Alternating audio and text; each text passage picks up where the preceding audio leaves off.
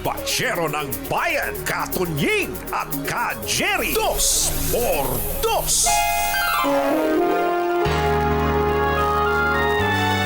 Kauna-unahan sa Pilipinas.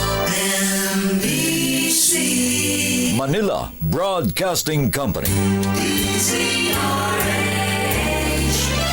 DZRH. Member, kapisanan ng mga broadcaster ng Pilipinas. Member KBP, oras! Eksakto en punto. 6:02. Humahataw, humahagupit, lumalatay na komentaryo sa Himpapawid. 2x2. Walang takot sa paghimay sa masalimuot na isyu ng bayan. 2x2. Humahataw na mga balita at impormasyon. 2x2. Ating damhin, ating lasapin ang hagupit na 2x2.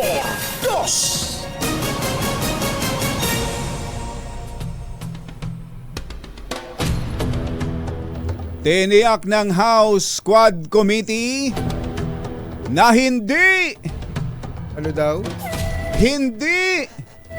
kayang magiba ng simpleng pagtanggi ang mga ebidensyang lumutang sa pagdinig kaugnay ng reward system sa war on drugs ni dating Pangulong Rodrigo Duterte. Kaya marami ang mga naging biktima ng extrajudicial killings. Iginiit po ni na Representatives Ace Barbers, Dan Fernandez at Benny Abante, mga co-chair ng Quadcom, na solid ang mga nakuha nilang testimonial evidence kaugnay sa iniimbestigahan nilang issue na may kaugnayan sa EJK, illegal na pogo operations at illegal na droga. Ayon kay Congressman Barbers, mas kapani-paniwala ang testimonya ng mga humarap na testigo, kabilang sina dating PCSO General Manager Royina Garma at Lieutenant Colonel Jovi Espinido, kaysa sa pagtanggi ng dalawang senador. Dahil dito, Ang tinutukoy na senador ay sina Senators Bato de la Rosa at Bongo. dahil din target ngayon ng Quadcom na imbestigahan kung ginamit ng Duterte administration ang intelligence fund nito para tustusan ang cash reward system na nagbibigay ng hanggang 1 milyong pisong pabuya sa mga pulis na makapapatay ng drug suspect. Isyu ng bayan. Dos. At maitim ang balak, magtago ka na. 2x2.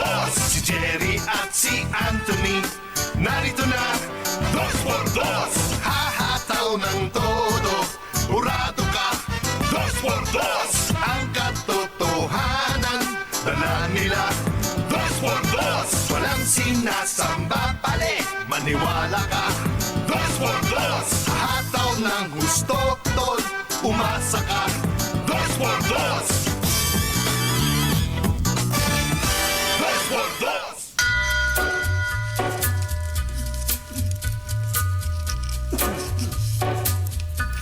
Hi. Maganda morning. Lamig. Magandang umaga, bayan! Ito po si Jerry Baha. Ito po naman si Anthony Taberna. Muli pong sumasa inyo ang 2x2 sa umagang ito ng Friday! Yuhuu! Ito bang lamig na ito? Ito na ba yung amihan Palagay na ko. sinasabi? Balagay ko kung batsero, 16 degrees eh. Oo nga. Kabilaan. Andito na ako sa harap. Nangingiki pa ako eh. Oh, normally, pag nandiyan ka sa main, ay hindi mainit masyado. yun eh. Medyo pinapawisan ka dyan eh. Ako, sa akin nakatutok. Ayos lang. Hindi pa ito. Pero sabi ko na pag-asa, ay talagang simula na ng hanging amihan. Ayan. Na magdadala ng malamig na panahon sa atin. Kumusta kaya ang lamig ng panahon sa Naiya ngayon, ano? Naiya? Kasi ang una raw na naramdaman dyan sa Naiya ay ang wifi. Wifi. Lumakas na ang Lumakas wifi. daw ang wifi ngayon dyan. Hindi katulad dahil sa amihan? dahil inayos na ng bagong operator. Very good. Bakit kaya? Ano kaya? Dinagdagan nila ng load? Siguro dinagdagan nila ng load, kumpatsero. Dapat lang talaga. Kaya daw nilang magbigay ng serbisyo. Pwede kang mag-download ng Netflix mo. Masubukan nga mamaya. Mapuntahan nga yan mamaya. Punta mo. Talaga? Pagpasok mo sa loob. Saka dati, di ba, pagka alam ng mga travelers to, pag nandun ka sa loob, kukonekta ka dun sa wifi, ng airport. Yung wifi na yun, kumbatsero, hihingan ka pa ng katakot-takot na mga impormasyon na medyo mabubusit ka na. Di ba, may load naman ako. Mandalan sa load. Sa load na lang ako. Pero, ngayon hindi daw na. po ay hindi na at hindi lang yun. Imbis na 1 oras, 3 oras. 3 hours. Meron kang libreng wifi access. Aba. At hindi lang yun. Kuha ba yan? Kuha ba yan doon sa labas? Palagay ko hindi. Sa loob lang. Sa loob lang. Tapos hanggang, tama ba yung basa ko, Het? 150 Mbps. Hanggang ang bilis, ang bilis. Oo. Hanggang Talaga 150 Mbps daw pa. Kaya pwede ka talagang mag-download. Palagay ko kuha yan sa labas. Makukuha yan sa labas. Sa mga upuan doon sa Sa labas. mga gilid-gilid. Oo. Makaka-connect ka doon. Aba, kagaling. Yan, bahagi yan ng mga improvement sa ating paliparan na talagang long overdue. Talaga. Matagal na hong dapat na naisasagawa at ngayon pinaparamdam na. Pero syempre, andyan pa rin yung mabibigla tayo sa biglang May pagtataas. May tataas Mayroon talaga eh. Diba, tataas yung ngayon. Ang nagre-request yata ng pagtataas mga airline companies. Dahil tinaasan na rin sila. Ng pamasahe. Dahil oo. tinaasan na rin sila. Ano ba Correct. yung una, yung landing fee. Landing fee. At maaring marami pa yan. Marami pa yan. Pero kung magiging maayos naman ang sistema, magiging maayos ang serbisyo, kahit na magdagdag ng konting bayad ang mga pasahero. Basta't ang mga OFWs natin dapat ay Special treatment. Nakita niyo po ba yung lounge ng NAIA? Diyan sa NAIA 3 lang para sa OFW. Antindi, ano? Antindi niyan. Ang luwag at kompleto. Libre. Libre. Pagpasok mo pa lang ganyan sa complex, sa NAIA Terminal 3, hindi ka pa kailangang mag-check-in Kung bago maaga ka kayo, makakuha ng bago ka makapasok dun sa lounge. Ando na. Bago ka makakuha ng ticket mo, yung boarding pass mo, bago ka mag-check-in. Madalas naman kasi yun dahil ang bilin lagi sa atin, pag international, at least 3 hours, 3 hours. andun ka na. Marami sa ating mga OFW, magagaling probinsya, Yes. kahit humaaga kayo at kahit halimbawa, sarado pa yung counter ng inyong airline, dumiretso na kayo sa OFW lounge. Hindi, pero merong isang na-discover, hindi ko kinukwento ni Speaker Martin Romualdez kung nabasa ko ng isang.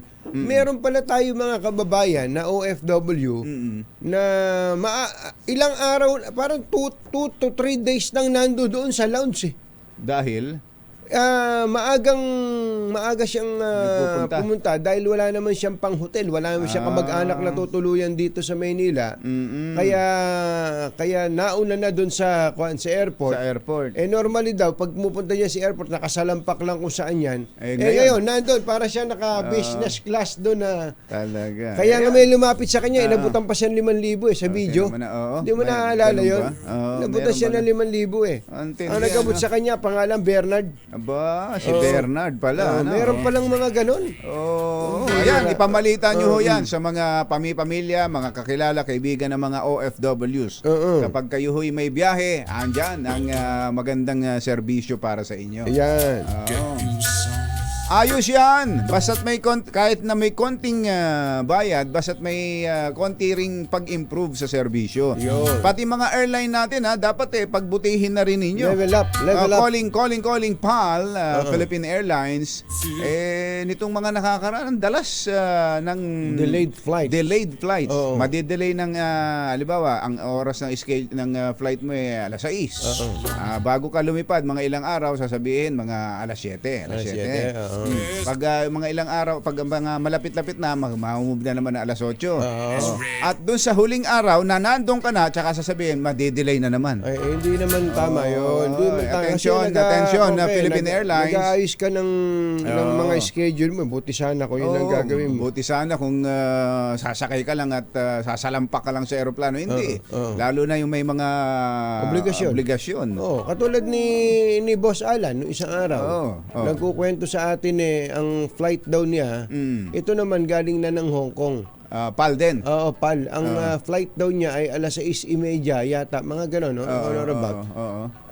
Nakalipad daw sila pasado alas 8 Tingnan mo na. Yun na nga ang duda nga niya, nagduda pa. Alam mo naman itong mapagduda si Boss Alan. Sabi, siguro konti yung pasahero dun sa alas 6. Kaya isinama na dun sa pang alas 8. Ayun, maaaring ganun nga yan. Ganun. Yan, atensyon PAL. At yan tinatagoy natin, mahal natin ang PAL dahil yan flag carrier natin syempre, yan pero syempre dapat itumbasan ninyo ng magandang serbisyo.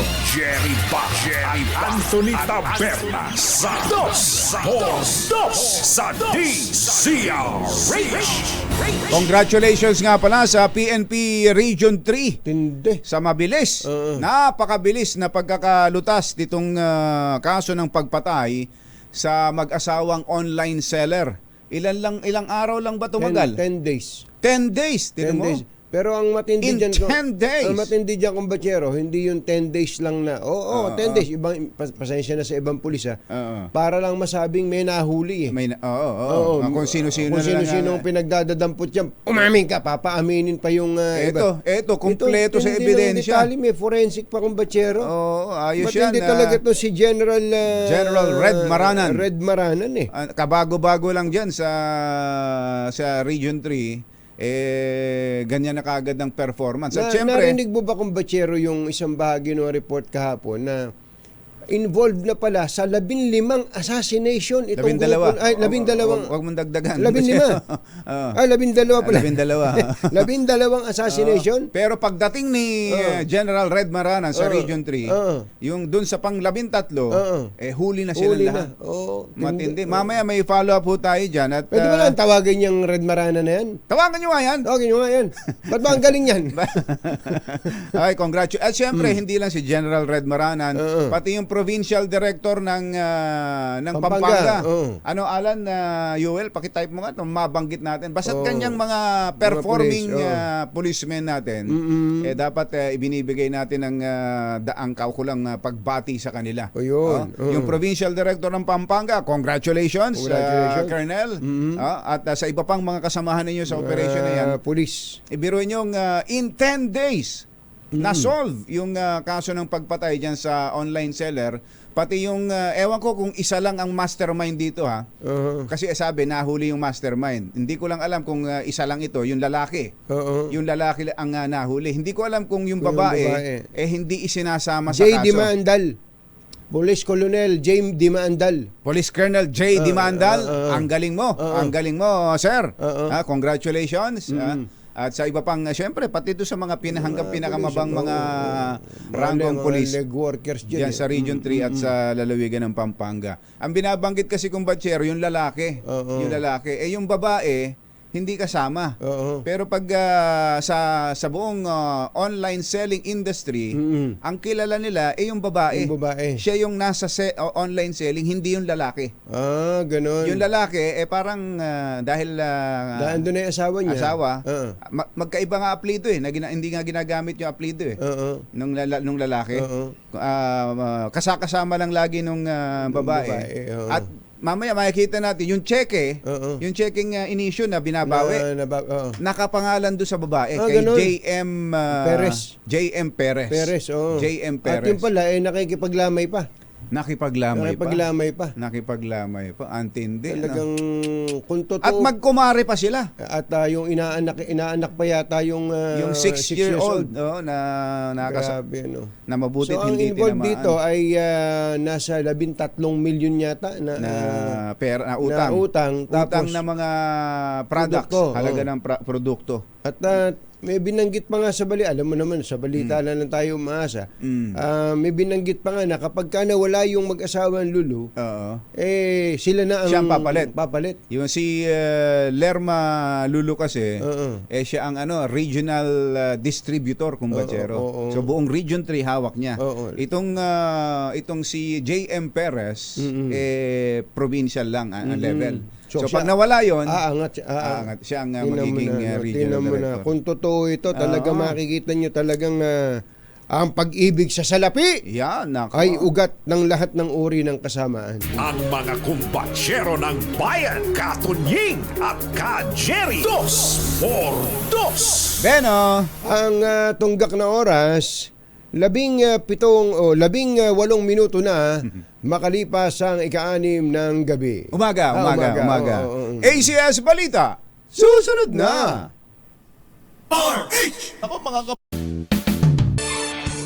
Araw ng Wednesday, October 16, 2024. Narito na po ang ulo ng ating ACS Balita. OFW remittances tumaas ng 3.3% noong buwan ng Agosto. Mahigit 140 Pinoy sa UAE binigyan ng pardon. Pangulong BBM, todo pasasalamat. Pogo Godfather ipatatawag sa hearing ng Senado. Minorya sa Senado, pabor sa panukalang parallel investigation kaugnay sa Duterte drug war. Dating PCSO General Manager Karma, kakasuhan ng murder sa Barayuga killing noong 2020. 14 anyos na dalagita ginawang sex slave ng sariling tatay sa loob ng 3 taon sa Bulacan. Magandang umaga Luzon, Visayas, Mindanao. Good morning Philippines! Hello world! Kami po ang inyong mga tagapaghatid balita. Ito po si Anthony Taberna. Ito po si Jerry Baha. At ito ang ACS Balita. sa atin muna ang ACS Good News. tumaas ng 3.3% ang remittances ng mga OFWs at ito'y pumalo sa $3.2 billion noong buwan ng Agosto. Mas mataas ito kumpara sa $3.1 billion na naitala sa katulad na panahon noong 2023 habang patuloy na lumalaki naman ang demand para sa mga produkto at serbisyo. Ayon sa Bangko Sentral ng Pilipinas, karamihan sa personal remittances noong August ay nagmula sa land-based workers na may kontrata sa loob ng 1 taon o mas mahigit pa at sa sea-land-based workers na may work contract na less than a year. Ang mga nangungunang bansa na pinagmulan ng sama-samang remittances ay ang Amerika, Singapore at ang Saudi Arabia. Lalong malaki ngayon yan kung i-convert natin sa peso. Ang palitan ngayon ng dolyar Yung mga ay... may dollar dyan, yung napadala ng kanilang kamag-anak sa abroad. 57, 86. 86. Yan. Tumataas ang dolyar. 6:25 ng umaga na imbagabigat kada kayo amin na po. Agreeing kayon, gising na. 143 Pinoy ang nabigyan ng pardon ng pamahalaan ng United Arab Emirates o UAE. Dahil dito nagpasalamat si Pangulong Bongbong Marcos kay UAE President Sheikh Mohammed bin Zayed na tinawagan niya sa telepono noong Lunes ng gabi. Sinabi ni Marcos na patunay ito na maganda ang relasyon ng dalawang bansa. Hindi binanggit ng Pangulo ang kaso ng mga Pinoy na binigyan ng pardon, ngunit ayon kay Foreign Affairs Undersecretary Eduardo de Vega, minor offenses lang ang kasalanan ng mga ito at hindi nakapila sa death row.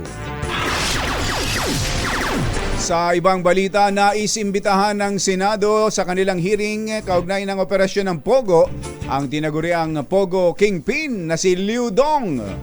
Ayon kay Senator Sherwin Gatchalian, kritikal at mahalagang impormasyon na posible nilang makalap mula sa tinatawag na boss of the boss ng mga Pogo kaugnay ng kanyang nalalaman tungkol kay Alice Guo.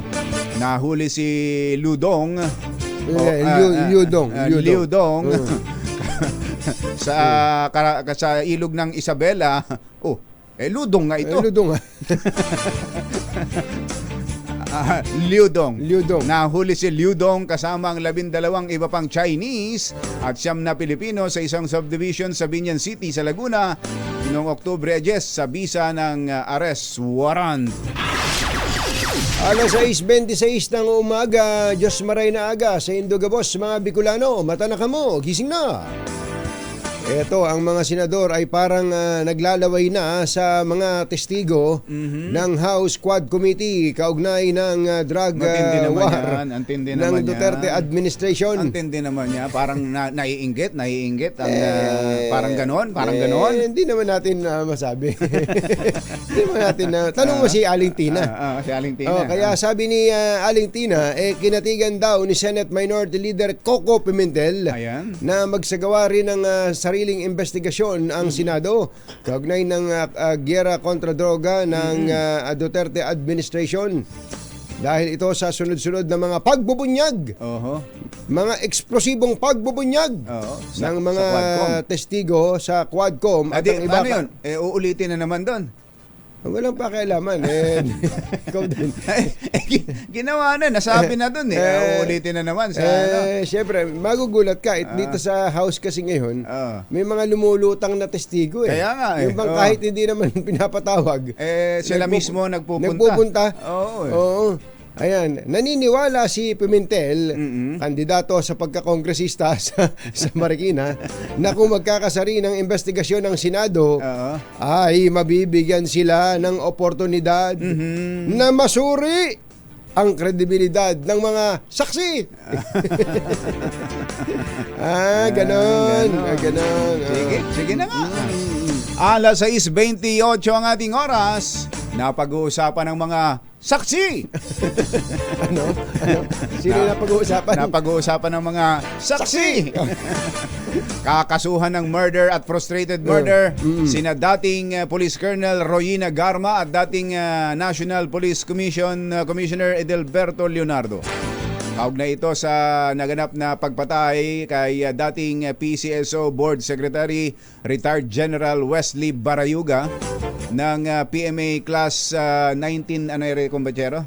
1982. 83. At pagkasugat ng driver nito matapos pagbabarilin habang papauwi sila mula sa PCSO office sa Mandaluyong noong 2020. Ayon kay PNP spokesperson Brigadier General Jane Fajardo, bukod kina Garma at Leonardo, sasampahan din ang kaso ng PNP CIDG sina Lieutenant Colonel Santi Mendoza. Ito yung nagsalita Ito yung tumistigo mismo. Yan yung komenta. Oo. Alabangan natin, baka maging state witness. Dapat naman kasuhan muna bago maging state witness. Hindi siya pwedeng maging state witness kung hindi siya kasama sa kaso. Tinanggal na Police Corporal Nelson Mariano at ang nagbitiw na PNP CIDG operative na si Sergeant Jeremy Kausapin na sinasabi ring sangkot sa pagpatay kay Barayuga. 6:29 ng umaga. Maupay nga aga, mga kasangkayan, mga kabugtuan, mata na kamo, gising na. Masaklap ang sinapit ng 14 anyos na dalagita matapos gawing sex slave ng kanyang tatay sa loob ng 3 taon sa San Jose City del Monte o San Jose del Monte, Bulacan. Kinilala ng pulisya ang biktima sa pangalang Kathy habang ang suspect na si alias SM. Di ba, multo? Ay 46 anyos ay biological father ng dalagita. Tunay na ama. Oo. Batay sa reklamo ni Cathy, hindi na niya matiis ang kababuyan na ginagawa ng ama kaya naglakas loob na siyang magsumbong sa kanyang kaanak at pulisya nang huli siyang gahasain nito noong October 12 sa loob ng kanilang bahay sa barangay Gaya-Gaya. Ayon kay Kathy, naalimpungatan siya ng maramdaman na may lumalamas sa masiselang bahagi ng kanyang katawan hanggang sa tuluyan naman siyang gahasain. Inamin ng biktima na sinimulan siyang gawing parausan ng ama taon 2021 nung siya ay 11 years old pa lang. Hayop tong tatay na to. At paulit-ulit itong nangyari hanggang noong Oktubre 12 ng umaga. Hindi binanggit ng San Jose del Monte Police kung nasaan ang ina ng bata at kung bakit malayang nagagawa ng tatay ang paulit-ulit na gahasain ang sariling anak. Grabe, ano? Susunod! Dito po! Isang daga. Aba. Isang dagang dinding. Nahatulan ng habang buhay na pagkabilanggo Tinan mo nga naman. dahil sa pork barrel. Oo. Yung dagang dingding na nadali. Yung dagang dinding, huli, huli. habang buhay. Oo. Pero yung may-ari ng pork barrel, Ayos. Sabi. sabi siguro, yan ang mga nagsasamantala sa pork barrel. Yung mga dagang dinding na yan. Dingding na yan. Ng baka. Yan at iba pang mga nagbabagang balita sa pagpapatuloy ng ACS Balita. alas 6:32. Walang balitang makakaligtas, walang balitang makakalampas, saan mang sulok ng kapuluan. ACS Balita! ACS Balita! Ang programang ito ay hatid sa inyo ng ACS Manufacturing Corporation, ISO Certified, maker ng world-class quality Pride detergent. Hi! Magandang morning. Anong araw today, kumbachero? Today is Laundry Day, Pride Day. Yuhuu! At pag Laundry Day, Pride Day, all you need is Pride Washing Machine Detergent. May triple stain away formula kaya tanggal ang makapit, matikit, malupit na dumitmad siya kaya easy ang labada. Kaya pala mula noon hanggang ngayon, all you need is Pride. All you need is Pride. ACS. Kasama ang 2x2 Tandem Anthony Taberna at Jerry Baja. ACS Balita. Alas 6:37 ang ating oras, isang opisyal ng NGO na may kaugnayan kay Pork Barrel Queen Janet Napoles ang hinatulang makulong ng 28 taon matapos mapatunayang guilty sa kasong graft at malversation of public funds. Ang hatol na pagkabilanggo kay Evelyn De Leon, Pangulo ng Philippine Social Development Foundation Incorporated, ay nagugat sa 3.5 million pork barrel na pinondo sa mga ghost government projects. Napatunayan ng Sandigan Bayan na si De Leon ang naghanda at pumirma sa lahat ng liquidation reports ng nasabing mga proyekto na natuklasang hindi naman naisa katuparan. Ito, may good news tayo para sa mga miyembro at beneficiaries ng PhilHealth. Mailalabas na po ang bagong expanded benefits ng PhilHealth bago matapos ang taon. Ilan sa mga tinukoy na bagong benepisyo ng PhilHealth ay ang peritoneal dialysis, chemotherapy, malaking bagay ito, kumbachero, cataract extraction, at ischemic heart disease operation. Cataract, maraming Ang dami dyan. kaso rin yan. Pati, kumbachero, ischemic heart disease operation. Medyo malaking gastos to. Oo nga. sa Kasama puso. rin po sa nadagdag na benepisyo ang prescription glasses. Uy, pwede na tong salamin natin. Oo nga. Doktora Jessica D. Doktora Jessica D, malilibre na kami sa inyo. Gagamitin namin ang PhilHealth Ang, yan PhilHealth. sa Ideal Vision. Para naman kumita kayo sa amin, lagi na lang kami din nagbabayad. Ang PhilHealth na magbabayad. Ayan, Pero bayad tayo ng bayad sa PhilHealth. Oo. Wheelchair. Ay, pati wheelchair. Wheelchair. Oo. Walker. Crutches at tungkod o cane. Ayan. Dapat sa lalong madaling panahon maipatupad yan nang maging masaya ang mga lahat ng mga beneficiaries. Pero ang malungkot ngayon nangunguna si Doc Tony Liaccion dahil sabi niya, sad day. Today is sad day. Why? Dahil daw sa another What's gonna happen today? 30 billion pesos mula sa pondo ng PhilHealth ang matatransfer na naman ngayon sa Treasury. Naku. 30 billion pesos. So ito yung parte nung kabuang 89 billion. Ito na ba yung last tranche? Mukhang hindi pa. Meron pa. Oo, meron pa. Oo, Dahil ayun. Ngayon daw ho ito. yung ito po yung pera na tangan-tangan ng PhilHealth. Oo. Kaya po- Matagal na tangan-tangan. Matagal na tangan-tangan. Hindi ginagamit. Kaya meron tangan-tangan yun Oo. Tangan-tangan na. Oo. Tangan-tangan na. Ano ba? Ayaw ba nilang gamitin yan? O sige, kami na lang gagamit. Ayun. Ililipat sa National Treasury. Oo. Ang dami palang benepisyo para Ang sa dami. mga kababayan natin na hindi na ibibigay. Ang dami. Ito lang in-enumerate natin. Buti nga ngayon at maihahabol bago matapos. Pero Oo. marami pa pong iba. Pati sa yung bang mga maintenance, maintenance Na gamot. na mga gamot. Ay palagay ko, kung Dapat ganun yan kadami pera nyo, bigyan nyo na rin akong pang-insulin ko. Tama, Oo, di ba? oo. Ay, nako. Talaga namang malulungkot tayo kapag ganyang pondo para sa mga beneficiaryo ng PhilHealth Oo. ilalagay lang sa treasury pag ganyan. Samantala, alas 6:40 ang ating oras. Pinagpapaliwanag po ng liderato ng PNP ang lahat ng mga naging dating PNP chief sa ilalim ng Duterte administration kaugnay ng war on drugs at extrajudicial killings, lalo na itong mga nabunyag na reward system. Kausapin natin ang isa. Ito'y isa sa mga popular, kumbatsero. Dahil sa pagkatapos ni Bato, siya na eh. Ito na. Diba? Si dating PNP Chief, retired General Oscar Albayalde, nasa linya natin. General Albayalde, magandang morning! Si Ka Jerry at si Ka Tunying po ito. Yes, magandang umaga po sa inyo, Ka Jerry at Ka Tunying, at magandang umaga po sa lahat ng nanonood at nakikinig. Dapat pala batiin namin kayo ng Maya Payabak. Kay Kongan mga kabalin. Gising na ba kayo? Salamat kayo. Opo. Kumusta ho ba dyan? Ano ba ang lagay ng panahon dyan sa Angeles City? Okay lang naman po. Maaraw po, maganda po yung sikat ng araw ngayon. Kayo ho ba yung nangangampanya na, General? Opo, umiikot na po kami. Umiikot na po ako since last year po actually. Yung nagpapakilala muli. Diyan ba kayo sa Angeles talaga ipinanganak?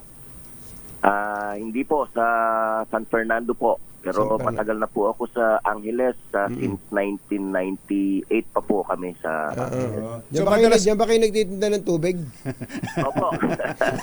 Dito po kami nag-umpisa sa may Balibago.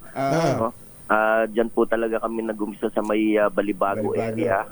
Po kami dyan namin tinayo yung unang-unang water station namin. Masarap din ho ba kayo magluto ng sisig? Hindi, Jerry.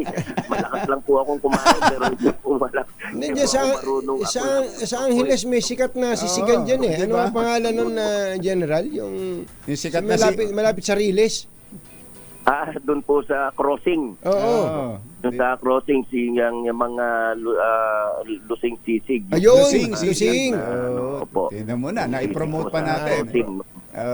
Na-promote natin si Aling Lusing Sisig. Ayun. Talaga naman masarap talaga. The best. Iba daw ang May pagkakatadtad crossing dyan. po yun, opo. Iba daw ang pagtadtad dyan eh. Mukhang katulad ng pagtadtad sa mga dating PNP chief. Tinatadtad ngayon eh. Oo, kayo ba ano ba, nasabihan na ba kayo at paano pagpapaliwanag ba ang nire-require sa inyo ng kasalukuyang leadership ng PNP? Actually, hindi pa po. Nabalitaan lang po natin yan. At unang-una, maganda rin na po siguro yan para malaman na talaga kung sino talaga ang nag-take advantage dun sa sinasabing war on drugs ng dating Pangulong Rodrigo Duterte. Dahil marami pong nagiging haka-haka at marami pong nagsasalita na lalo ngayon, at yan naman po lahat ay nasa committee na, at alam po isusumite na po ng Quadcom yan. Matagal na po tayo nag-attend din ng mga congressional hearing dyan.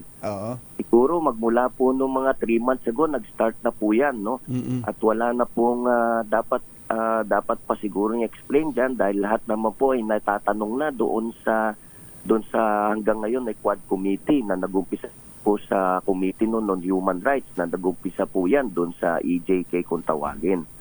At lahat naman po yan ay nasa publiko na. Opo. Pero yung binabanggit ho na reward system, General, kayo ba walang narinig o walang nalaman na ganong system nung panahon ninyo? Wala po kaming alam dyan sa reward system na yan, no? Kaya hindi po natin alam kung saan nakuha ni dating Colonel Garma yan na kung may reward system. Hindi ko po alam kung sila ang may reward system dahil sabi nga niya, yung mga statements po niya ay pawang naririnig din lang din niya. Ibig sabihin, hearsay po or baka sila po yun, no? Pero ngunit po sa amin, lalo na kung ikaw ay regional director, lalo na po sa isang chief PNP, no? Napakalabo naman po yun na meron pong reward na manggagaling sa'yo dahil unang-una wala naman pong nakalaan na reward para sa mga ganyang mga operations. Meron lang po yan talagang tunay na talagang operational fund kung tawagin. Yan naman po talaga ay pupunta sa mga iba't ibang mga police stations noon. Hindi naman daw ho galing sa leadership, PNP leadership, kundi ang binabanggit galing sa ibang source, OP sa Malacanang, nabanggit ang opisina ni Senator Bongo. Pero yung PNP chief, mga naging PNP chief, hindi ho nabanggit na doon galing yung ipinambabayad na reward, General. Opo, wala po at wala po kami na monitor na ganyan, no, na reward system. Actually, wala po akong nabalitaan na ganon at wala po akong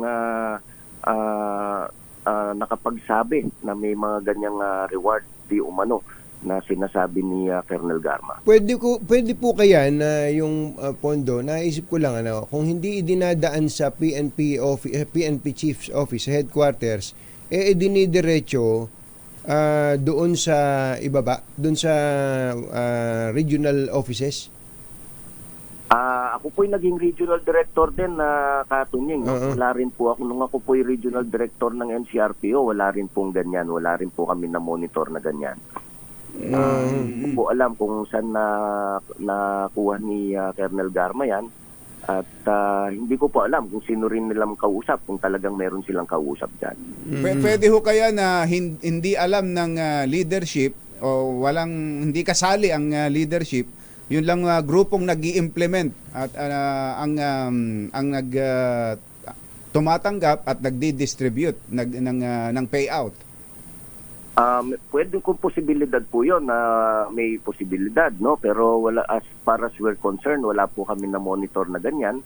At baka sabi nga, sila po ay gumawa ng grupo according to her, no? Meron pong tinatawag silang grupo na, kung di ako magkamali, tinatawag nilang Davao style na sinasabi niya, baka sila po yun. No? Baka sila po ang sinasabi niya. Pero doon sa mga regions po, as far as I'm concerned, na naging regional director hanggang mag-chief PNP po, wala po kami na monitor na ganyan. Ito po bang si Colonel Garma, nakatrabaho niyo ba to? Personally, kilala niyo po ba ito? Hindi po, Katunying, hindi ko po yan kilala. Namit ko lang po yan nung nag-call sa akin nung ako'y chief PNP na siya ay ma-appoint na GM ng PCSO. So magkuka na siya, maglilipat na siya ng ibang department. Retired na nung nag-call sa inyo. Opo. Saglit lang po yun, nag-call at nagpakilala as GM ng PCSO. Ilan taon po kayong naging Chief PNP, sir? Mahigit isang taon po, kulang-kulang to, kung di po ako magkamali, 1 year 8 months o 1 year 6 months. Meron po ba kayong natatandaan na kwento o usapan ninyo ng Pangulong Duterte na kayong dalawa o kaya kahit in the presence of other officials na sinasabing pagpapatayin mo lang, patayin mo na yung mga yan, ha? Meron ba, ano ba instruction sa inyo with regard to illegal drugs campaign?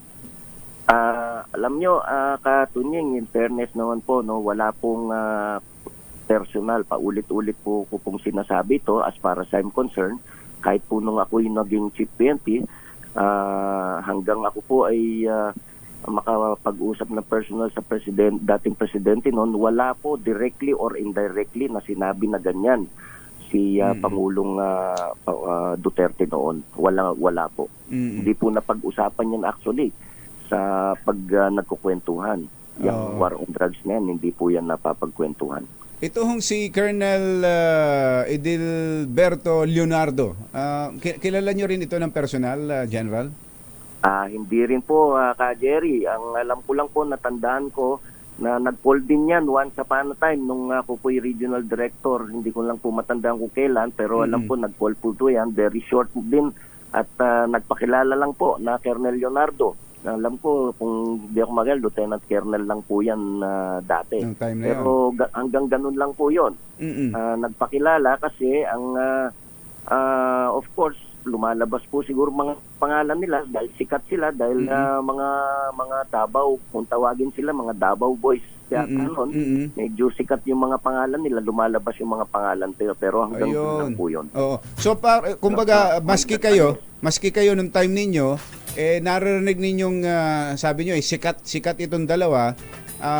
Sabi nga, super lakas, bagyo daw itong dalawang ito kay dating Pangulong Duterte. Ganon din ho ba yung impression na nakarating sa inyo noon?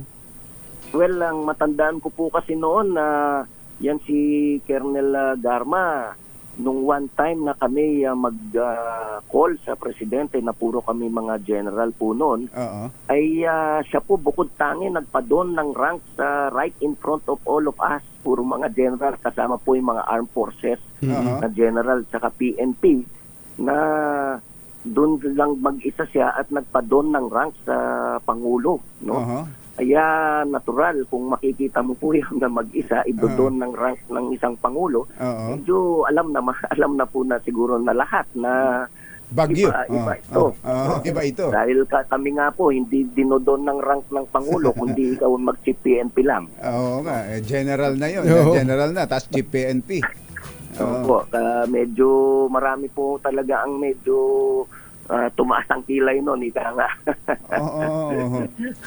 Kaya doon lang po yung unang nakita ko yan dahil of course marami pong magwi-witness dyan na napakarami po namin mga generals noon, both from the PNP at saka Armed Forces of the Philippines noon. Kay Colonel Leonardo? Wala po. Hindi ko po kilala si Colonel Leonardo. Once ko lang po talaga siya na-meet yung gano'n. At saka yung pong sinasabi ni may dagdag ko lang, sinasabi ni Colonel Gama na binibrief po ni Colonel Leonardo yung mga RDs. Hindi ko po alam kung sinong RD yan, pero definitely po si PNP. It's very unlikely, Katunying, ka Jerry, na isang lieutenant colonel i-brief yung regional director para po dun sa kung anong gagawin nila. Very unlikely po yan na gagawin ng isang lieutenant colonel sa isang 1-star o 2-star general. Okay, ang humihingi ng pagliliwanag sa inyo ang PNP leadership. Paano kaya iniisip ko ang magiging itsura, General Oka, kung lahat halimbawa magkasabay-sabay kayong mga dating PNP chief pupunta sa Krame, sino ho ba sasaludo? Sasaludo sa inyo si General Marbil dahil dati niyo siyang lahat kayo, tauhan niyo siya? O kayo sasaludo sa kanya? Well, ano naman po, no? Usually, sa Jerry, ang talagang po kasing kuminsan nasusunod yan, yung nung kami pa ay nasa PNA. Dahil yan po ay underclass namin. No? Even when I was the chief PNP po, pag nakakasalubong tayo ng upper class, retired o upper class, sinasaluduhan din po natin sila. At in respect naman na yan, tawag po naman sa atin ay siniser din naman po tayo kahit na upper class sila at tawag ay chief PNP. Maganda na nga po yan at I think isang paraan na po yan para maliwanagan talaga kung ano talaga ang naging role ng mga artists at saka na maging chief PNP, no? Dahil yan po lahat ay nakasaad naman doon sa very sinasabi nga nilang controversial na Oplan double barrel. At lahat po yan nakasaad naman doon kung anong role ng bawat unit at saka ng mga bawat commander. Opo. Okay.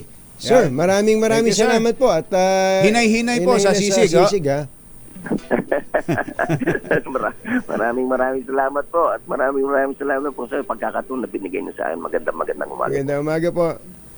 si dating PNP Chief General Oscar Albayalde. Samantala, meron ding statement si dating PNP Chief Guillermo Eleazar tungkol dyan.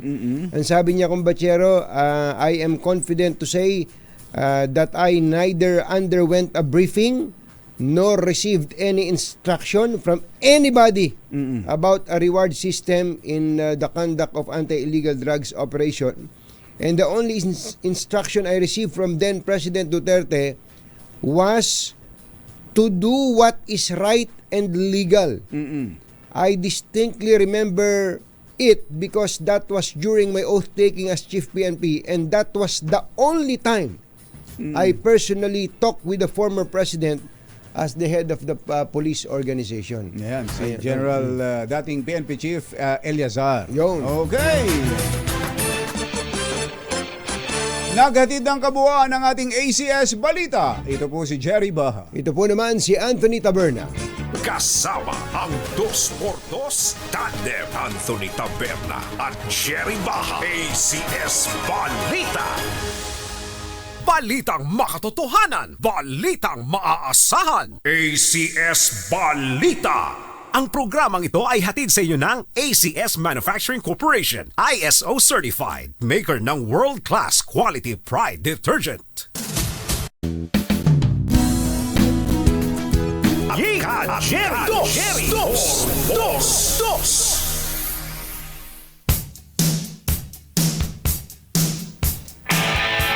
Come on! Wala ba tayong pabati dyan? Ito. Kasoji Jimenez. Kasoji, kaklase pala daw niya dati si, tama ba Kasoji? Si General Oka Albayalde. Ayun. Mista. Tama, PMAR din naman kasi yan eh. Class 84. Happy birthday, advance happy birthday. Birthday pala si wala ba si tayong General pasisig? Wala ba tayong pasisig diyan? General Oscar Albayalde. At happy birthday pala kay belated happy birthday kay Kuya Harold Lim. At sa sous chef ng Marugami, Sandra Kang Tipait. Happy birthday, chef, belated. At today ay birthday naman ni Kaboy Tipait. 67th birthday mo na pala, Kaboy. Bata pa. Iskanto dyan sa lokal ng Severina 18, distrito ng Makati.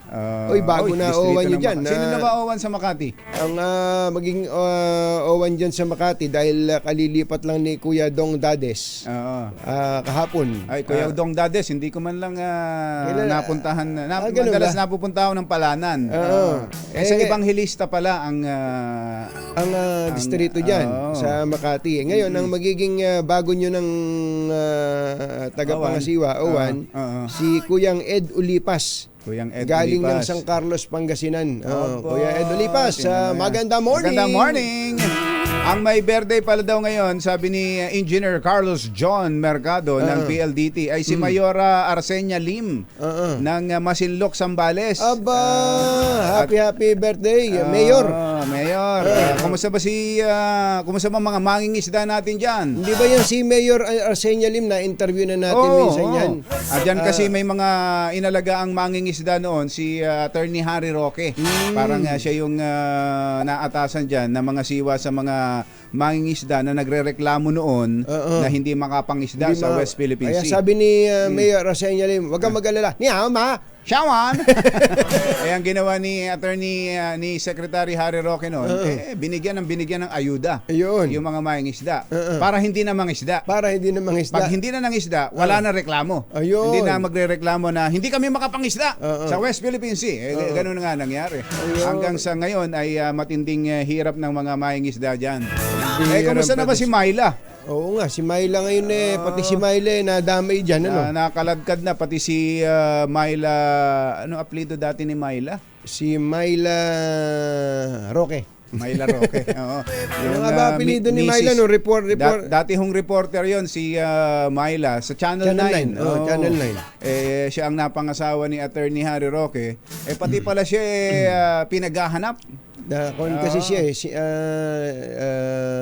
kinontempt din Kinontempt din sa House of Representatives Kaya pero may bago arrest order din. nakaalis na pala to si Myla noong September pa yata. September 3, Myla Reyes. Myla Ayan, si Reyes. Myla Reyes. Myla Reyes Roque. September 3 nakaalis, nagpunta raw ng Singapore batay sa pagsisiyasat ni Miss Dana Sandoval. ng immigration.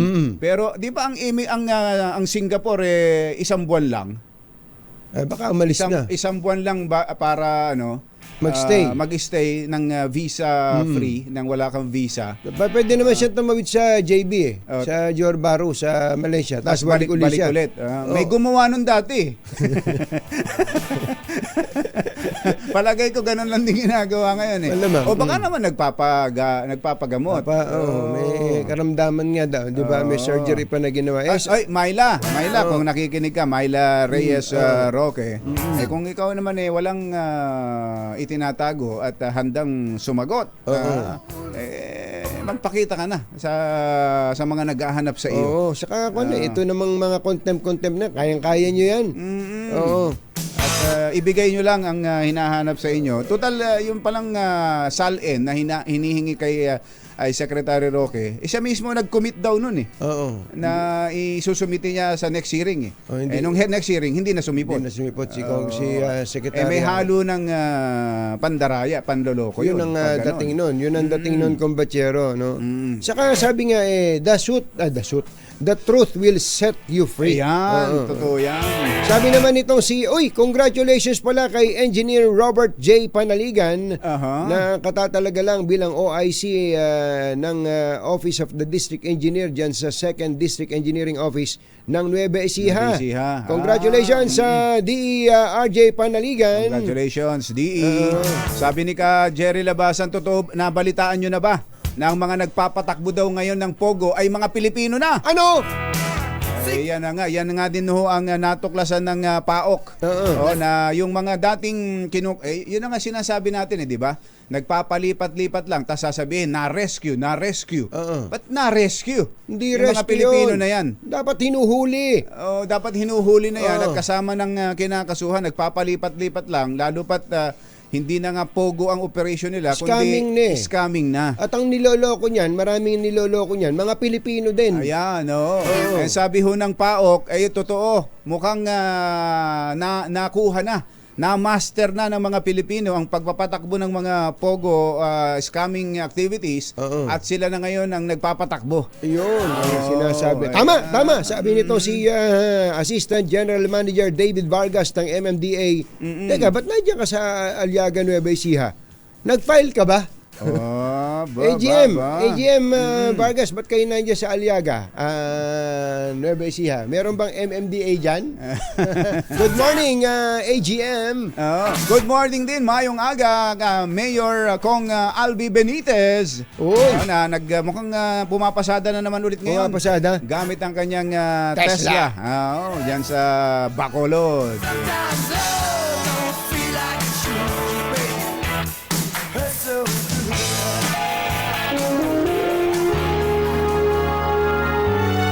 Kauna-unahan sa Pilipinas.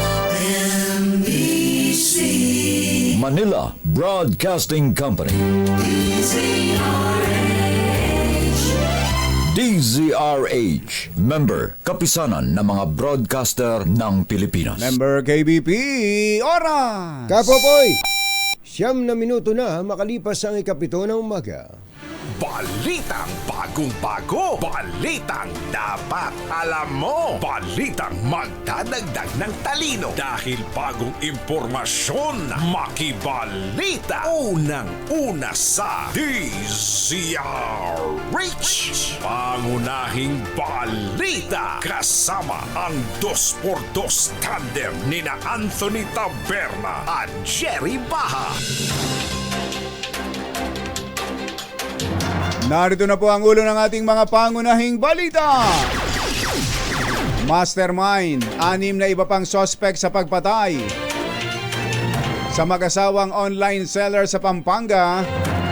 Arestado na, 13 milyong pisong utang, motibo sa krimen. High school student na viral habang binubuli, nag-file ng reklamo sa pulisya. Bata patay ng magulungan ng pick-up truck sa Maynila. Guro na nag-upload ng VIP traffic video inabsuelto ng QCRTC. Underground operations ng mga illegal na pogo laganap pa rin. Scamming operations ipinagpapatuloy na ng mga Pinoy. Pangulong Marcos iginiit ang mas malakas na international legal frameworks sa pagtugon sa mga kalamidad at sakuna. Magandang umaga Luzon, Visayas, Mindanao. Good morning Philippines! Hello world! Kami po ang inyong mga tagapaghatid balita. Ito po si Anthony Taberna. Ito po si Jerry Baha. At ito ang Pangunahing balita. detalye ng mga balita sa aming pagbabalik. 7:11 ang ating oras.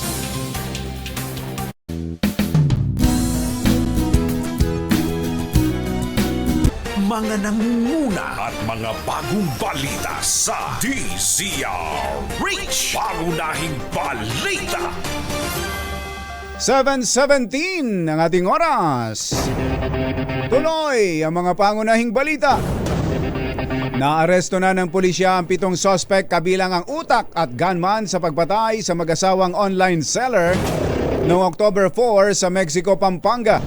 Iniharap sa media ni Police Brigadier General Red Maranan, Director ng PNP Region 3, ang mga suspect na kinilalang sina Arnold Tailan, Arnel Buwan, Robert Di Maliwat, Rolando Cruz, Jomi Rabandaban, Sancho Nieto at itong si Anthony Limon ang itinuturong utak sa krimen. Ayon kay General Maranan, unang naaresto ang gunman na si Tailan at ang lookout na si Buwan sa Nueva Ecija noong Lunes na nagresulta para matiklo ang iba pang sangkot sa pamamaslang sa mag-asawang Arvin at Lerma Lulu. Sinabi ni Maranan na online seller din si Limon at may utang na 13 milyon piso sa mga biktima na siyang tinitingnang motibo sa pamamaslang. Kuha pa tayo ng karagdagang impormasyon tungkol dyan. Nasa linya natin si General Red Maranan.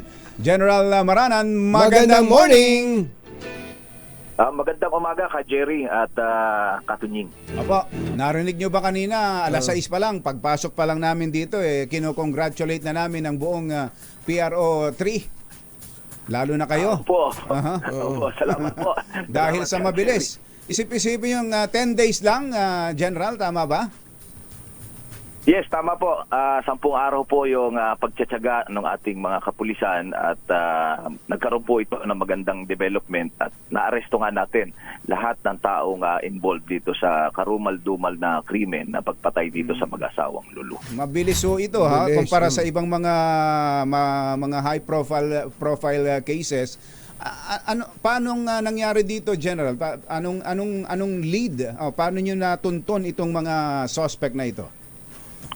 Ito po ka Jerry, nung right after na mangyari yung pamamaril dito sa mag-asawa, nung dalawang gunmen, nagtuloy-tuloy yung ating tinatawag na backtracking sa pamamagitan ng pagtunton kung saan tumakas at kung saan nanggaling yung mga suspects at doon sa kanilang mga dinadaanan, sa kanilang tititigilan ay may mga nakukuha tayong mga testigo na nagko-cooperate at willing magbigay ng statement at na-describe yung dalawang gunmen, ganun din yung kanilang motor na ginamit. Dahil doon, sinaga ng ating mga investigador yan, inisa-isa yung mga witnesses na yon hanggang sa nagkaroon tayo ng break na yung mga suspect ay nandoon sa Gapan, Nueva Ecija. At pagdating doon, ay nakipag-ugnayan tayo doon sa mga tao doon sa paligid. At dahil doon ay natunto natin yung pinaka-general area kung nasaan yung suspect. At unti-unti uli, nagtanong-tanong tayo sa tiyaga ng ating mga investigador hanggang natunto natin kung saan siya umuupa na bahay. So doon na tayo nag-umpisa ng stakeout. Siguro mga 1 linggo tayong nagmanman, nagbantay hanggang sa nakita natin yung kanyang motorsiklo nga na ginamit na nakaparada doon sa bahay. At siguro mga 3 araw uli nung natunto natin yung motorsiklo kasi wala doon yung suspect. Hanggang sa hinintay nating bumalik at nung sa kanyang pagbalik, yun, nakita ng ating mga kapulisan, may mga baril siyang dala, ay naresto na kasama yung kanyang backrider na gunman din, ano? Kasi 'di ba, nakikita nyo sa CCTV, dalawa silang bumaril mag-asawa. Oo. So parehong gunmen kaagad yung ating nakuha. Laking tulong talaga ng CCTV, ano, General Red? Yes, napakalaking tulong ng CCTV. Dahil hindi ka talaga makakatakas doon pag nadaanan mo yung CCTV, makikita talaga. Ang laban na lang tiyagaan ng pagre-review. Kasi yung pagdaan mo sa CCTV, matter of 2 seconds, 3 seconds lang yan. Pag kumurap yung nagre-review ng CCTV, baka hindi na makita yung pagdaan. Speaking of tiyaga, grabe yung kinukwento nyo lang na yun, napakasinsin nun. Kapag hindi matyaga ang investigador doon, talagang hindi nyo matutuntun yung suspect Correct, tama po. At yung pagtsatsaga na pag-stake out doon sa lugar, hindi rin madali po yun, Katonying. Yung nagbabantay ka doon ng ilang araw na hindi ka dapat mapansin, hindi ka dapat makita ng ibang mga tao. Isa yun sa pinakamahirap na aspeto ng pagtugaygay at paghanap sa mga suspect. Yan ang investigative skills na dapat meron ang mga pulis. Dapat gayahin ng iba pang mga pulis. Kaya ipaabot nyo nga, General Red, ang aming pagsaludo at pagbati sa lahat ng involved dyan sa paglutas sa kaso na yan. Pero yung mga hired assassin na yan, umamin na ba ito, General, at sila ba ang nagturo mismo ng utak? Oo, tama ka. Kasi nung nahuli natin yung dalawang suspect na gunman, yung una, ay sa atin silang isinabject sa tactical interrogation. At sinabi nila yung dalawa pa nilang kasama na nag-serve as lookout. Pero itong dalawang ito, kahit lookout, ay mga gunmen din, na para up na kung sakaling papalpak itong dalawa, sila naman yung magka-come into picture para patayin yung mag-asawa. So nakaapat ka agad tayo doon na nahuli the following day. Tapos nung nahawakan natin yung dalawa, tiniay uli natin or tactical interrogation, sinabi naman nila yung middleman at saka yung nag-recruit sa kanila. Kasi tinatawag silang compartmentalization Siyempre. Hindi na kilala ang lahat. Kung sino lang yung kausap nila, yun lang ang kilala. So hanggang sa naka-anim tayo na nahuli kasama yung recruiter nila at saka yung middleman na tumatanggap ng bayad at nakikipag-usap doon sa parang client nila, So, from there, the next challenge is saan nakatira itong mga ito. So, gano'n na naman, another round of investigative techniques at yung ating pagtsatsaga hanggang sa natuntun nga natin yung mastermind sapagkat syempre na-confiscate natin yung mga cellphones, nakita natin yung conversation. At dito nga Lunes ng madaling araw, nakuha natin yung pinaka-mastermind at base doon sa kanilang mga usapan doon sa cellphone, talagang mangingilabot ka doon sa kanilang mga usapan. Nga sinasabi natin na gusto nilang pasukin na doon sa bahay na tinitirhan yung mag-asawa para kahit sinong tao dapat patayin para walang testigo.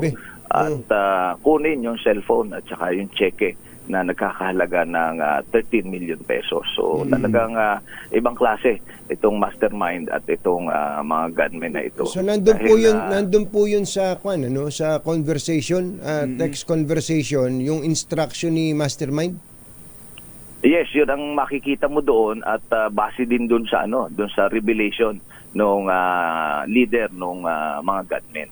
Kaya dalawa yung ating ebidensya doon. Pero ito pong tinutukoy na mastermind, yung lalaki. Matanong ko lang po, hindi po ba na-mention dun sa conversation na yon yung involvement ng babae, yung kanyang asawa naman? Yun ang ating tiningnan, yung involvement ng asawa. Pero wala tayong nakita doon sa conversation yung involvement ng asawa. Pero sinasabi naman nung ibang nung isang gunman doon na kausap yung pinaka middleman na anytime na mag-usap sila ay minsan kasama yung babae. Oh. So kasama ho ito, makakasama ito sa kaso, General Red, yung babae. Si JM, Oo, JM Perez. Perez. Na dinadagdagan lang natin yung ebidensya laban sa kanya para sampan ito sa husgado, matibay yung ating Dahil sa mga impormasyon nung nakarating sa amin, ito ho talaga, itong babae, si JM Ramos Perez, siya yung talagang nasa online selling business, hindi si Anthony. Hindi si Anthony Limon. Kawagas Limon. Kumbaga parang partner lang sila siguro hindi nga ginagamit yung apelyido eh. Hindi natin alam kung mag-asawa talaga. Pero itong babae talaga ang nasa online selling business, General. Yes, tama. Siya yung naka-front doon sa online business dahil babae nga pero established naman natin na magkasama sila ni Anthony Limon doon sa online business. At yung binabanggit ninyong cheque na pinababawi, may picture, may napitikan namin na ipine-present nyo kahapon. Ito may pangalan, yung cheque, pangalan mismo ni JM Perez, yung cheque. Correct, tama po, tama. So hindi pa off the hook itong si JM Perez. Hindi siya off the hook dahil up to now ay tuloy-tuloy pa yan rin yung ating investigation kahit nahuli na natin sila. Sinisinop natin yung iba pang mga ebidensya. Pagkatapos saka natin ifa-file yung case. Opo. Teka muna, General, ito pong grupo na to, yung mga hired assassins na to, magkano po yung kontratang nakuha nila yung para patayin tong mag-asawa?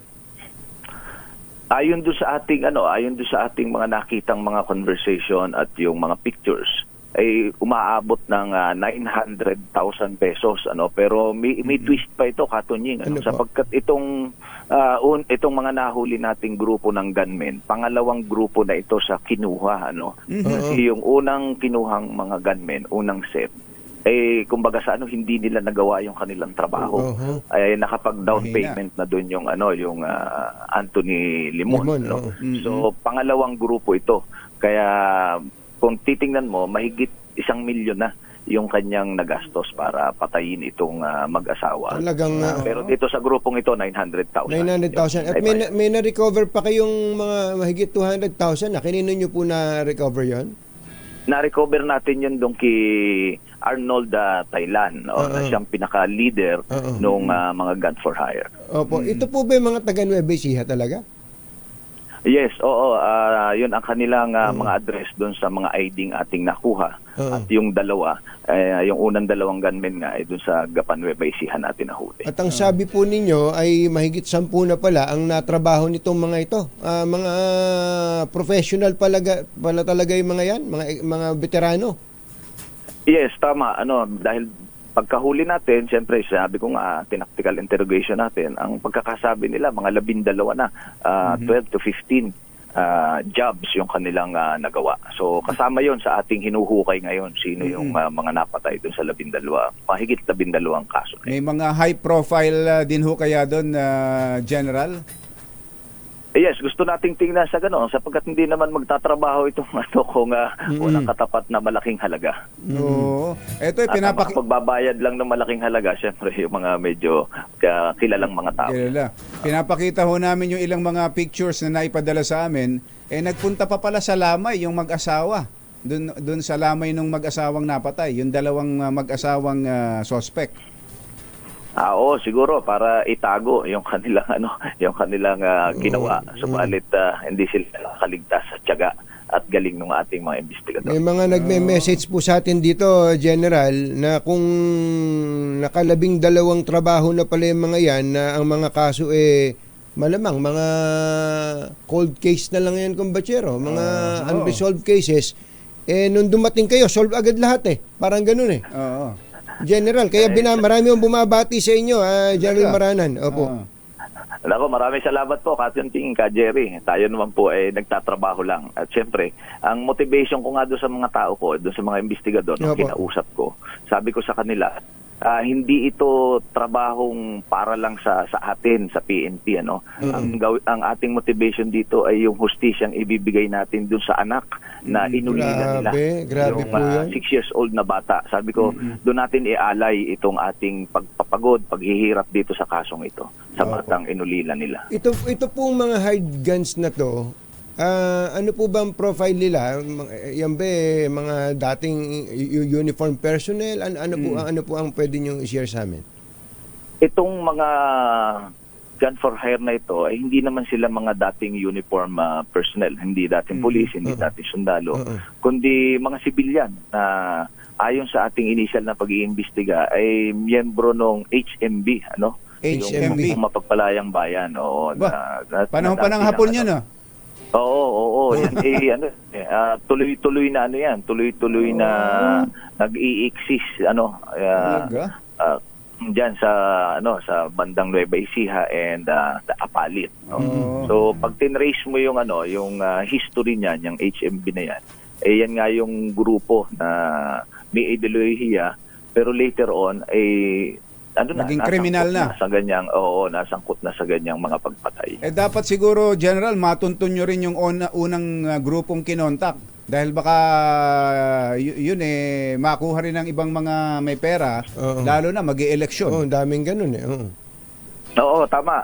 Isa yan sa ating pinagtutuunan ng pansin ngayon sapagkat alam naman natin itong Region 3 pagka malapit ng eleksyon may mga maraming kaso ng pagpatay historically pag tiningnan mo yung mga data.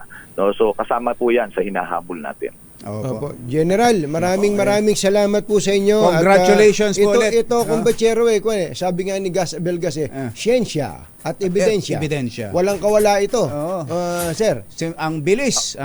At ito yung tinatawag talaga natin, inuulit natin yung napakagaling na investigative skills ng mga pulis. Thank you po, sir. Thank you, sir. Sir, salamat po. Katunjing, Ka Jerry. Mabuhay po kayong dalawa. General Red Maranan, Regional Director, Region 3. Mga nangunguna at mga bagong balita sa DZRH. Pangunahing balita. Oras. 7:33 na ng umaga, Kapopoy. This time check is muna at mga bagong balita sa DZRH. Pangunahing balita.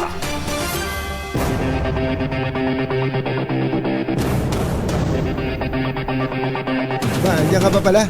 Ikaw muna. Ako na muna.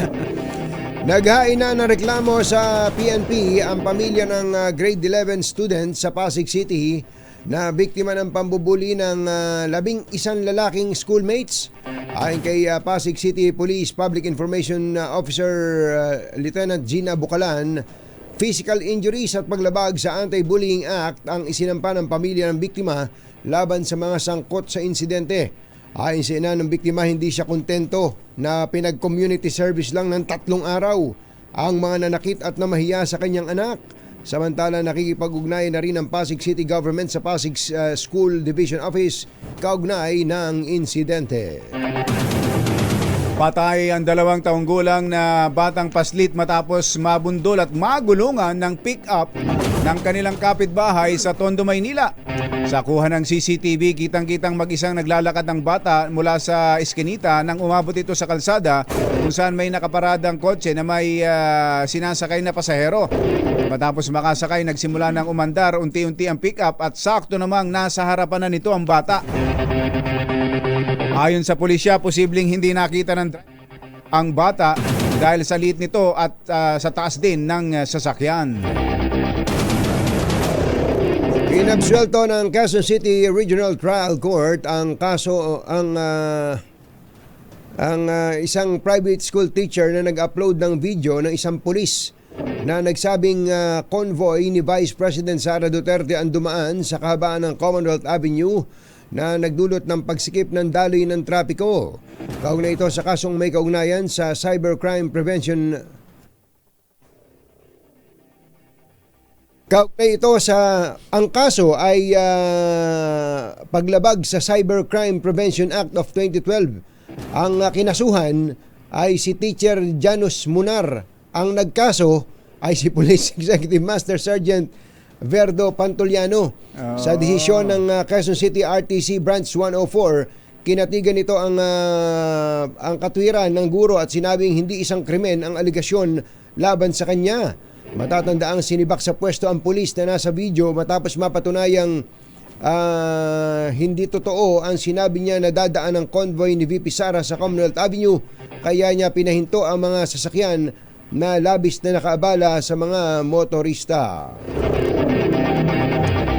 Sa ibang balita, mas lalong dumami ang bilang ng mga iligal na operasyon ng Pogo sa bansa. Ito ang sinabi ni PAOK spokesperson Winston Casio matapos umanong maghiwa-hiwalay sa mas maliliit na unit ang operasyon mula sa dating malaki at libo-libong empleyado. Ayon kay Casio, sa kabila ito ng direktiba ng Pangulong Bongbong Marcos na isara at itigil na ang lahat ng Pogo sa bansa. May mahigit daw 100 pang Pogo ang palihim na nag-ooperate sa iba't ibang bahagi ng bansa at kailangang pagtulungan ng mga ahensya at mamamayan para tuluyang maipasara. Nangangamba ang Presidential Anti-Organized Crime Commission o PAOK na ipinagpapatuloy ng mga Pilipino ang operasyon ng Pogo sa bansa. Ayon kay PAOK spokesperson Winston John Casio, may ilan na kasing mga Pilipino ang natuto ng scamming operation at natuklasan nila ito sa ilang operasyon sa maliliit na Pogo Hub. Kasunod ito na ikinasang operasyon ng Interagency Task Force sa Binyan, Laguna, kung saan nadatnan na lamang nilang baklas na ang hard drive ng mga computer sa loob ng sinulakay na gusali. Umapila si Pangulong Bongbong Marcos sa mga bansang kalahok sa Asia-Pacific Ministerial Conference on Disaster Risk Reduction na bigyang prioridad ang vulnerable sector sa pagtugon sa mga kalamidad. Sa kanyang talumpati, binigyang diin ng Pangulo ang kahalagahan ng mga hakbang at pagbuo ng polisiya na tutugon sa pangangailangan ng mga nasabing sektor na pinaka-naapektuhan tuwing may sakuna. Higit ng Pangulo, dapat tiyaking naririnig ang boses ng bawat isa at matatanggap ang lahat ng tulong na kailangan. Second, we must embrace inclusion. Disasters disproportionately impact people and they exacerbate existing inequalities. Building stronger societies requires addressing the needs of the most vulnerable, the very young, the very old, the sick, the indigenous peoples, marginalized communities. We must ensure that every voice is heard and every person is empowered to contribute to disaster risk reduction and receives the assistance that they need. Si Pangulong Bongbong Marcos. Plano ni dating Senador Laila de Lima na kasuhan si Senador Bato de la Rosa dahil sa pagdidiin sa kanya sa illegal na droga. Ayon kay de Lima, dahil sa ginawang testimonya ng self-confessed drug lord na si Kerwin Espinosa na siya nagdawit sa kanya, kinukonsulta niya ang kanyang mga abogado para kasuhan si De La Rosa. Sabi ng dating senadora, tila mas napawalang sala siya sa testimonya ni Espinosa na una na rin daw niyang naisip na pinilit lang na tumestigo laban sa kanya. Gayunman, marami pa rin daw ang kulang sa kwento, kaya hinimok ni De Lima si Espinosa na ibuhos na ang lahat ng katotohanan hindi lang sa kaso niya kundi sa kabuuan ng drug war. Muling bubuksan ng PNP ang mga nakalipas na kaso ng pagpatay sa ilang opisyal nung kasagsagan ng war on drugs sa ilalim ng Duterte administration. Kabilang dito ang kaso ng pagpatay kay Tanawan City, Batangas Mayor Antonio Halili. Ito'y matapos ibunyag ni dating PCSO GM Royina Garma na may reward system ang mga pulis sa pagpatay sa mga drug suspects. Bukod kay Halili, kabilang din sa mga opisyal na nasawi sa ilalim ng nakalipas na administrasyon na iniugnay sa droga ay sina Albuera Leyte Mayor Orlando Espinosa at Usami City Mayor Reynaldo Parahinog.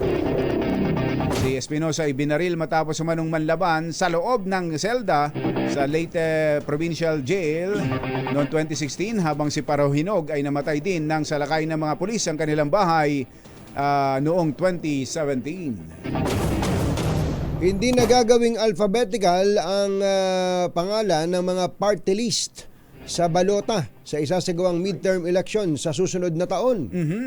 Ito po ay ayon sa bagong polisiya ng COMELEC. Sabi ng COMELEC Paano yan? ay Paano isasaayos na lamang sa pamamagitan ng raffle, electronic raffle. Mas lamang kasi yung nauna eh. Oo Sa listahan Siyempre, madaling mapagod yung iba nating kababayan eh. Kaya yung iba, di ba, nag-uunahan sa A. AAA. AAA. Puro kalokohan na nga lang yung mga pangalan eh. Ito daw pong raffle ay gagawin sa Biyernes. Kaya yung 156 na party list group na kasali sa halalan, malalaman nyo kung ano number nyo. Ayun, Ayon kay COMELEC spokesperson John Rex Lodianco, layo ng bagong polisiya na baguhin ang nakagawian na kapag number 1 o letter A ang pangalan ng partido otomatikong nakalista sa una. Ayun, Sa live streaming ng COMELEC ipapakita ang gagawing raffle at pagkakasunod-sunod sa balota ng mga partido. Maganda to. Maganda ito. Yan ba sa ilalim ng pahintulot at masusing pagmamatyag ng BPI? Yan, kasama ang yung kanilang raffle na yan. Siyempre, andyan ang BPI at andyan din ang BDO. Oo nga pala. Bahay ng Chinese businessman, pinasok Nako. ng mga armado. Alamin natin ang detalye mula kay RH15 Giselle Recaport. Come in, Giselle! Kajari Katunying, pinasok ng 8 kalalakihan ang bahay ng isang Chinese na businessman sa Grand Centennial Homes, Barangay Magdalo, Potol, Cavite, Cavite, pasado 2:00 kaninang madaling araw. Ayon sa Cavite Police, sakay yung mga suspect ng 2 sedan ang dumating sa bahay ng biktima, kung saan naabutan ng mga ito ang cook na si Yu Yuan Guan, isang Chinese national din, at bodyguard na si Charlie Bolyas. Tinutukan sila ng mga suspect ng baril at iginapos habang hinahalugog ang buong kabahayan. Tinangay ng mga ito ang mga cellphone, Norinco caliber 45 at 100,000 cash, pero nabigo silang mapasok ang ikalawang palapag ng bahay kung saan namamahinga noon ang Chinese na businessman. Hinahanting pa ng mga otoridad ang mga suspect at inaalam pa rin ang kanilang pagkakakilanlan at nasyonalidad. Ito si Giselle Recaport para sa DZRH na sa Pilipinas, una sa Pilipino. Thank you, Giselle! Pangunahing balita. Kumbachero, grabe na ang global presence ng BDO pagdating sa remittance. Parang kahit saan ka magpunta, may BDO o partner na accessible para sa remittance needs. Alam mo, tama ka dyan, Kumbachero. May 14 na BDO remit offices na nasa Asia, Europe, North America at Middle East. Bukod pa riyan, halos 400 remittance partners sa mahigit na 40 bansa. Kaya kahit saan, abot kamay mo ang serbisyo nila. Wow, dami. Tapos, pwede din bang mag-remit online kahit anong oras? Oo naman! May 24/7 online remittance para sila through select global partners. Kaya kahit anong time zone ka pa, walang hassle. Bukod pa dyan, malakas ang partnership nila with OWA, DMW, LGUs at maritime companies, lalo na sa mga seafarers. Yun, talagang siguradong secure at accessible saan man parte ng mundo.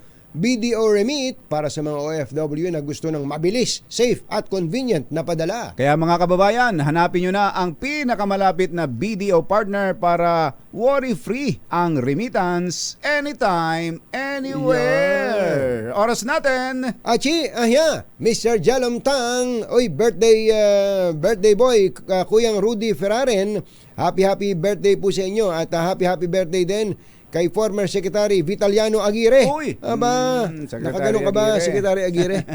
Secretary Aguirre, ayan, happy birthday. At happy birthday din kay paring Carlo Sireneo, ang aming valedictorian nung high school. Ayun, ganun sana. Paring Carlo Sireneo, happy birthday sa iyo. Oras mo natin, Chityam Gochap, dihon 8 minuto na lang, 8:00 na.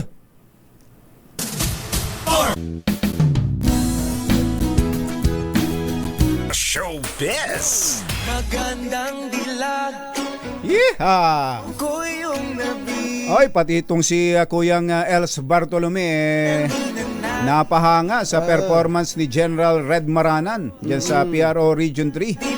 Sabi niya, nabawasan po ang salot sa ating kapaligiran. Aba. Nakakatakot po mga ganyang gumagala sa ating kapaligiran. Sabi naman ni General Rodolfo General Rodolfo Diaz. Parang artista yung Rodolfo Boy, yung kontrabida. Rodolfo Diaz, dapat siguro ilagay si General Maranan para maghabol ng mga Pinoy Pogo. Ganon. Binabati ka General Red Maranan ni Assistant Secretary General Eli Cruz at ng buong Strong Tigers Alliance of Riders o STAR. Ayan. Good morning kay Assistant Secretary Yuli ng DSWD Kumbachero, Yuli Aguilar. Hindi ba siya yung sinasabi ni Secretary Gatchalian kahapon na point person niya pagdating sa OVP? Ngayon nagrereklamo yung OVP, hindi daw totoo yung sinasabi ni Secretary Gatchalian. Oo nga raw. Ang dami daw nilang mga referral hindi inaaksyonan. Ganon? Ganon? Hawakan nyo nga sa tenga. Ay, happy birthday kay Isabel Victoria Marie Apale. Happy birthday. Binabati ka ni Papa Tony and Mama Lynn Mauri Apale. Ayan. Kuya Jerry Labasan, maganda morning. May nakabalagbag daw na truck sa may provincial road sa Penza, Marilao, Bulacan. Ilang oras nang nakatenga ang traffic. Nako, sa mga natetenga dyan, ayan, ibinabalita sa atin ni Kasoji Jimenez. Sino ba itong gwapong aktor na Hank Macho Guapito? Ayun. Pero under desaya daw pala. Aba. Ng kanyang at sunod-sunuran lang sa sa partner na actress. Ihatid sa atin ang ating showbiz legend, Morley Alinio. Magandang morning, Morley! Magandang morning, Luzon, Visayas at Mindanao. Marami na ang nakakapansin sa showbiz na itong si actor kung gaano katangkad, kung gaano kagwapo, ay under desire naman sa kanyang girlfriend. Bawat salita, bawat sabi nitong magandang actress, nagjowa naman ng dating actor din, na anak ng actor at actress, ay sunod-sunod ito ng sunod. Sobrang mahal niya. Pag sinabing junk Baka na naman din lang, talaga. pag sinabing teka muna. Ganun talaga. Ganun magmahal ang mga lalaki. Ganon ang mga lalaki. Ikaw ba, hindi mo pa nasubukan yun? Hindi ibig sabihin under desire ka. Ibinibigay mo lang yung gusto ng babae. Pero ang nakakaloka rito, pati yung relasyon nila, pag sinabi na actress na huwag kang magsasalita. Ganon, hindi nagsasalita. Hindi lang din yan. Madalas siya din ang nagdadala ng mga gamit ng kanyang jowa. Wow, gentleman. Ganyan din. Gusto ko yan. At mading ka na? Gusto ko yan. Gusto ko na ganun ang lalaki. Na nag-iistima ng kanyang minamahal. Pagbibit-bit. Hindi katulad ng ibang kakilala natin iniiwanan yung girlfriend niya. May mga lalaki nagdadala pa nga ng mga handbag ng mga babae ng mga walang masama doon. Ayos lang yun. Maganda yun. Kaya siguro Hindi pa ba nagawa sa'yo yan, Morley? walang gumawa. Ay, nako. Kaya pala. Ano naman, pagka 15 at bit yung bag ko. Oo. Kaya ngayon, hanapin ko yung bag ko. Ganon. Oo. Pero itong aktor na ito ay gwapong-gwapo pa naman. Pero kahit na anong deny nila, ay obvious na sila ay may relasyon. Matangkad ba yan? Matangkad ba yan? Matangkad. Abay, siyempre, Nagba-basketball ba yan? Basketball? Naman, siyempre. Oo, nang initial. Kalbo ba tatay niyan? Nang initial, letter K. Ayan. Pagka hindi nyo pa na. Bago ko magpaalam, hi! Hello! Kay Engineer Jan Mercado. Ano yung bate mo? Dahil ayos na yung telepono mo. Ayos. Naman! Iyan ang ating DZRH Showbiz Hottest News. Ito po ang inyong RH47, Morley Alinio, para sa DZRH, una sa Pilipinas, una sa Pilipinas. Pero sa totoo lang, dapat ganun ang mga lalaki. Kung pwede nga, pag kumakain, paghihimay mo pa ng hipon yung girlfriend mo o kaya yung misis mo Ganon, wag nating aalisin yun. Kasi Ayun. walang katapusang panliligaw yan. Talaga. Oo nga, sabi ni Eva Depalog at ang buong security technical team ng Okada Manila Tama. na nakatutok daw ngayon. Tama, sabi ni Tatay Bonnie Aporo. Ganyan ako. Tatay Bonnie ha, talaga ha. Talaga. Tatay Bonnie Aporo ha. Ikaw ba, Tito Albert Nagalis? Ganyan ka ba kay Tita Helen? Baka may mga kailangan ng ayusin sa inyong mga bahay tulad ng bubong. Buti na lang may bubong na maasahan. Gawa sa state-of-the-art technology. May aluminum na. May pintura pa. Now available na rin sa pre-painted tiles pan. Para sa eleganting bubong na matibay na makulay pa, Mag-Cherry Loom pre-painted ka na! Komportabling biyahe ang hatid sa inyo ng Cherry Tigo 7 Pro. Ito pong Cherry Tigo 7 Pro ay mayroon 12.3 inches na infotainment na mayroon pong Apple CarPlay at Android Auto. Taglay rin itong malakas na power ng makina, may turbo para sa swabing pagmamaneho. Meron din itong power tailgate Yun. para hassle-free ang pagbukas ng inyong trunk, lalo na kung marami kayong ikakarga sa sasakyan. Bukod pa dyan, ipinagmamalaki po ng Cherry Tigo 7 Pro ang taglay nitong 7 inches Yun. na full digital instrument panel at panoramic sunroof na swak sa inyong mga out-of-town trips. Talaga namang panalo ka sa sasakyang ito, kaya ano pa hinihintay? Subukan natin test drive ang Cherry Tigo 7 Pro. Bisitahin ang Cherry dealership sa inyong lugar. Sabi nito si Florian Fundan, abay, ganyan din yung mister ko. Pinaghihimay ka ba ng galunggong? Ipinaglalaba ka ba? Pinaglalaba ka ba? Ipinagpaplansya ka ba? Aba naman! Ipinagluluto ka ba ng tanghalian? Aba naman! Hapunan? Abay, pwede ba maging mister ko na rin? Under na talaga yan. Naghahanap pala kayo ng chimoy. Hindi pala asawa ang hanap mo. Chimoy. Bye! Happy weekend! Woo! Damdaming bayan! Susunod na! Jackie gon' be This time check is brought to you by